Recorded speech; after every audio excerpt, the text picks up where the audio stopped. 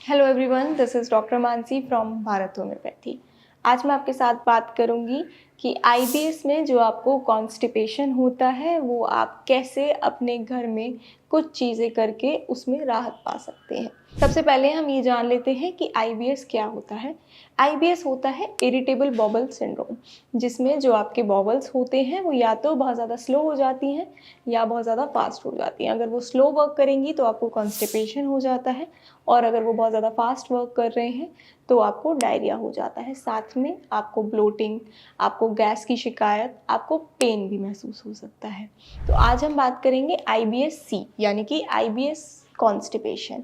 जिस आईबीएस में आपको कॉन्स्टिपेशन रह रहा है, आप वो कॉन्स्टिपेशन कैसे ठीक कर सकते हैं, राहत पा सकते हैं अपने घर में ही कुछ चीज़ें कर कर। सबसे पहली चीज़, अगर आपको कॉन्स्टिपेशन है तो प्लेंटी ऑफ फ्लूइड्स मतलब पानी। पानी आपको बहुत ज़्यादा पीना है, आपको अपने पानी का इंटेक बढ़ाना है।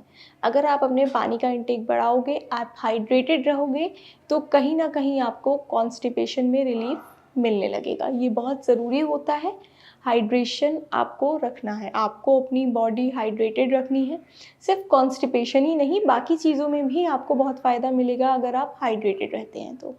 दूसरी चीज़ की अगर मैं बात करूँ तो होता है फाइबर का इंटेक। अगर आपको कॉन्स्टिपेशन है तो आप अपना फाइबर का इंटेक बढ़ा सकते हो। अगर आप अपना फाइबर का इंटेक बढ़ाओगे तो उससे आपका जो कॉन्स्टिपेशन है वो बहुत ज़्यादा बेटर हो जाता है। लेकिन आपको फाइबर का इंटेक तभी बढ़ाना है अगर आपको फाइबर सूट कर रहा है, क्योंकि कभी कभी क्या होता है कि आईबीएस के पेशेंट्स में फाइबर दिक्कत भी दे सकता है, उन्हें ब्लोटिंग और गैस हो सकती है।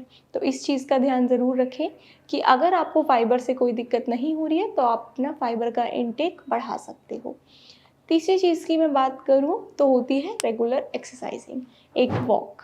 अगर आप रेगुलर एक्सरसाइज कर रहे हो, एक वॉक ले रहे हो, तो उससे भी आपका कॉन्स्टिपेशन बहुत ज़्यादा बेटर हो जाता है, बहुत ज़्यादा रिलीफ आपको मिलता है आपके कॉन्स्टिपेशन में।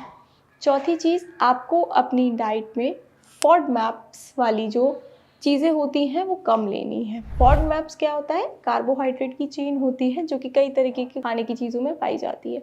फॉडमैप्स जो एक कार्बोहाइड्रेट की चेन है, इसको डाइजेस्ट करना थोड़ा सा मुश्किल होता है।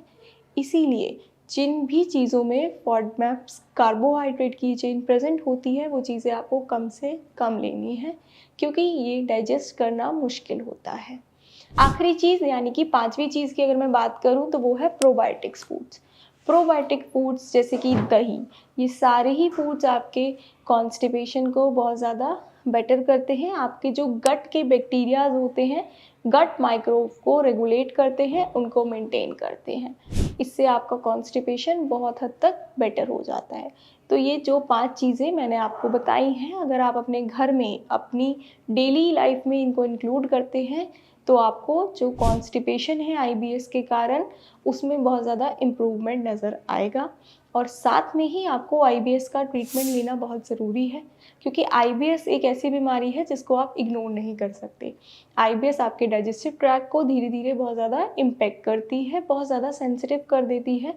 आपका जो डाइजेशन है वो वीक होता रहता है और आपकी बॉडी की ग्रोथ नहीं होती है, क्योंकि जो भी आप खाते पीते हो वो आपके शरीर को लगता नहीं है। खाते तो हो, अगर आप वो लगता नहीं है, वो एब्जॉर्ब नहीं होता, तो आप बहुत ज़्यादा वीक होते हो। इसीलिए आईबीएस में ट्रीटमेंट लेना उतना ही ज़रूरी है। उसके लिए आप भारत होम्योपैथी में संपर्क कर सकते हैं। यहाँ पर आईबीएस के लिए बहुत अच्छे डॉक्टर्स हैं जो कि आपको बहुत अच्छा ट्रीटमेंट देंगे। Thank you.